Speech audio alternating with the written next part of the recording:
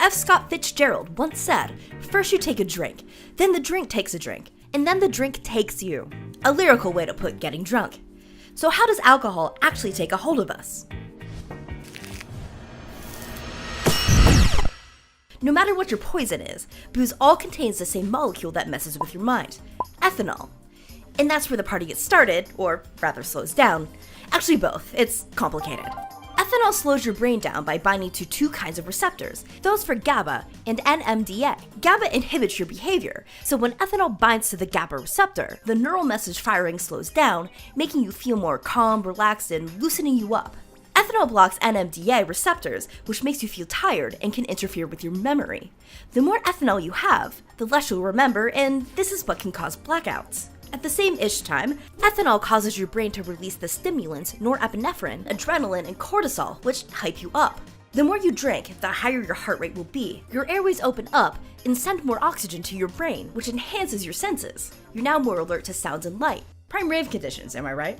Also being released in the mix is everybody's favorite feel-good chemical, dopamine, which tells you you're having a good time. Now onto why alcohol might lead you to make some bad decisions. The arrival of ethanol also gums up pathways that keep your brain from getting the energy it needs to operate at full speed. This impairs your thought processes that might lead you to think you're an awesome dancer and make you cut a rug at your office holiday party. Meanwhile, ethanol acts like a bouncer and keeps other hormones out. One left outside is an antidiuretic hormone, which means you feel like you have to pee more often, or perhaps that's from all the water you should be drinking with your booze to keep hydrated. Oh, and other parts of the brain in charge of muscle movement get slowed down as well, so might be to blame for that stumble on your way to the bathroom. After that drink crosses the blood-brain barrier, the functions that keep you alive, like pumping blood through your body, breathing, and body temperature, can go haywire. This is one of the most dangerous ways in which alcohol interferes with your brain. Ethanol can even mess with your body temperature regulator, causing you to feel warmer, which is why you might feel fine when it's below freezing out. Eventually, all these stimulant effects, norepinephrine, adrenaline, cortisol, wear off. But remember that GABA and NMDA we talked about? Their effects have been building up this whole time, meaning you're left weary and forgetful and just generally slower. So when you begin to sober up, you're left feeling pretty tired and out of it. Which is why it's always best to drink in moderation.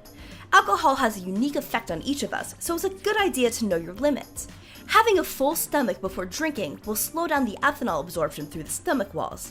With an empty stomach, it can take less than a minute for the ethanol to zip through the bloodstream and reach your brain. Fatty foods take longer to digest, which slows down the alcohol absorption. Same thing for sugary mixers like soda or cranberry juice, which is why you'll feel ethanol's effects quicker when you have a mixer of diet soda. So now you know how alcohol can affect you after you toast off this long year. Happy New Year and thanks for watching.